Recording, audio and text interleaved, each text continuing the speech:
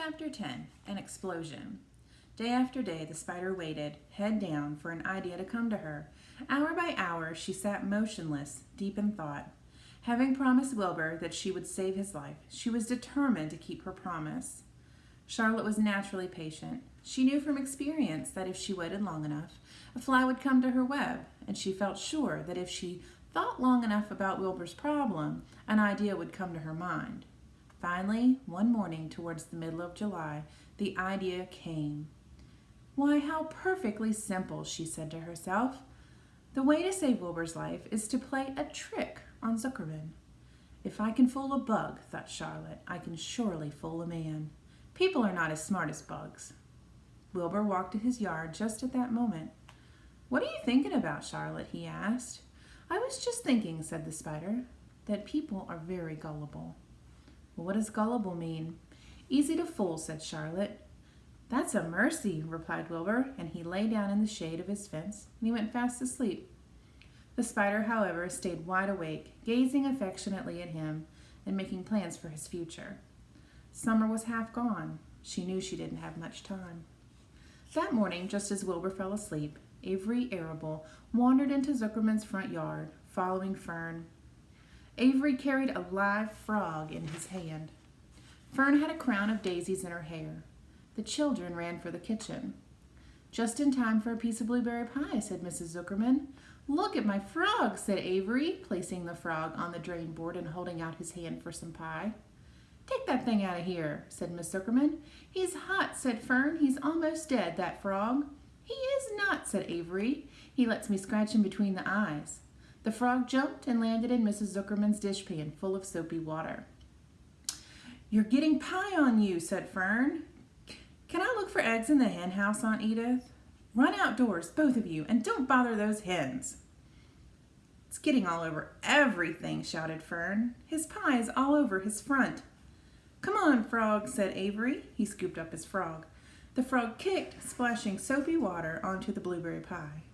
"Another crisis," groaned Fern. "Let's swing on the swing," said Avery, and the children ran to the barn. Mr. Zuckerman had the best swing in the county. It was a single long piece of heavy rope tied to the beam over the north doorway. At the bottom end of the rope was a fat knot to sit on. It was arranged so that you could swing without being pushed.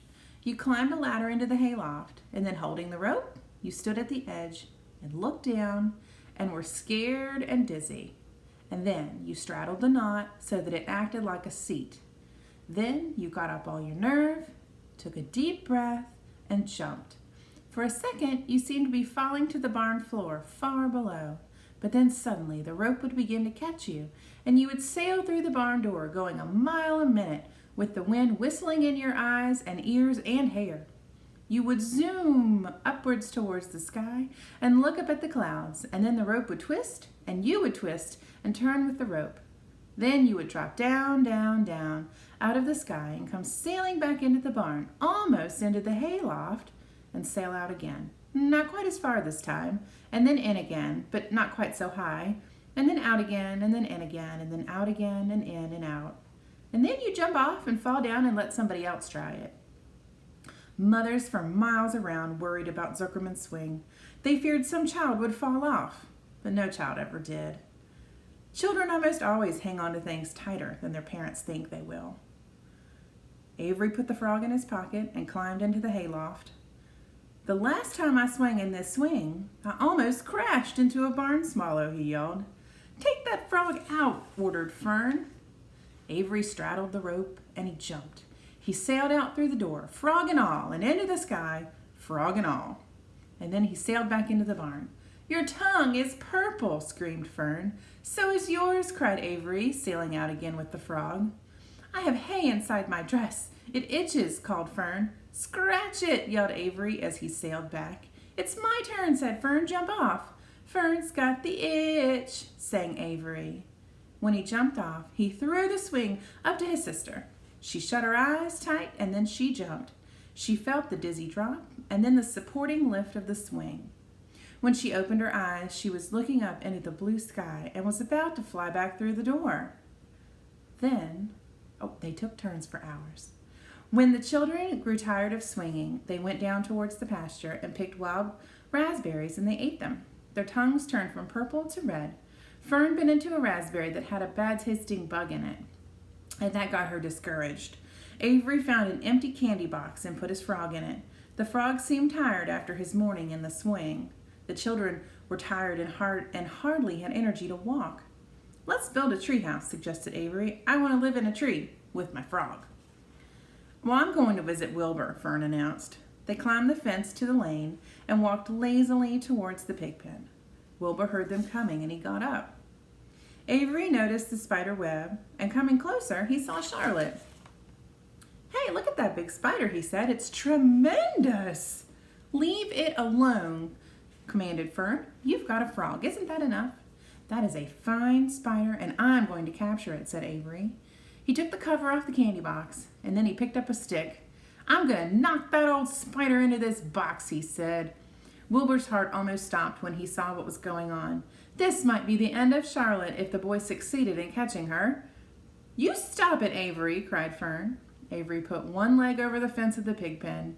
He was just about to raise his stick to hit Charlotte when he lost his balance. He swayed and he toppled and he landed on the edge of Wilbur's trough.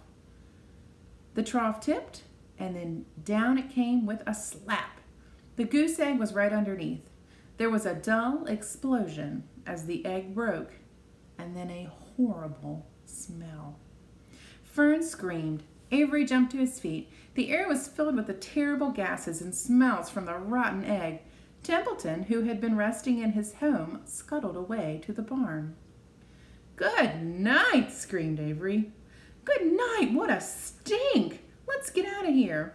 Fern was crying. She held her nose and ran towards the house. Avery ran after her, holding his nose. Charlotte felt greatly relieved to see them go. It had been a narrow escape. Later on that morning, the animals came up from the pasture: the sheep, the lambs, the gander, the goose, and the 7 goslings. There were many complaints about that awful smell, and Wilbur had to tell the story over and over again, how the arable boy tried to capture Charlotte and how the smell of the broken egg drove him away just in time. "It was that rotten goose egg that saved Charlotte's life," said Wilbur. The goose was proud to share in their adventure. "I'm delighted that egg never hatched," she gobbled. Templeton, of course, was miserable over the loss of his beloved egg. But he couldn't resist boasting. "It pays to save things," he said in his surly voice. "A rat never knows when something is going to come in handy. I never throw anything away." "Well," said one of the lambs, "this whole business is all well and good for Charlotte, but what about the rest of us? This smell is unbearable. Who wants to live in a barn that is perfumed with rotten egg?" "Don't worry, you'll get used to it," said Templeton. He sat up and pulled wisely on his long whiskers, and then he crept away to pay a visit to the dump. When Lurvy showed up at lunchtime carrying a pail of food for Wilbur, he stopped short a few paces from the pig pen. He sniffed the air and he made a face. "What in thunder?" he said. Setting the pail down, he picked up a stick that Avery had dropped and pried the trough up. "Rats," he said. "Phew, I might have known a rat would make their nest under this trough. How I hate a rat." Then Lurvy dragged Wilbur's trough across the yard and kicked some dirt into the rat's nest, burying that broken egg and all of Templeton's other possessions. And then he picked up the pail. Wilbur stood in the trough, drooling with hunger. Lurvy poured. The slops ran creamily down the pig's eyes and ears. Wilbur grunted. He gulped and sucked and sucked and gulped, making swishing and swooshing noises, anxious to get everything at once. It was a delicious meal. Skim milk, wheat middlings, leftover pancakes, half a donut, the rind of a summer squash, 2 pieces of stale toast, a third of a ginger snap, a fishtail, 1 orange peel, several noodles from a noodle soup, the scum off a cup of cocoa, an ancient jelly roll, a strip of paper from the lining of the garbage pail, and a spoonful of raspberry jello. Wilbur ate heartily. He planned to leave half a noodle and a few drops of milk for Templeton, and then he remembered that the rat had been useful in saving Charlotte's life, and that Charlotte was trying to save his life, so he left him a whole noodle instead of just a half. Now that the broken egg was buried, the air cleared and the barn smelled good again.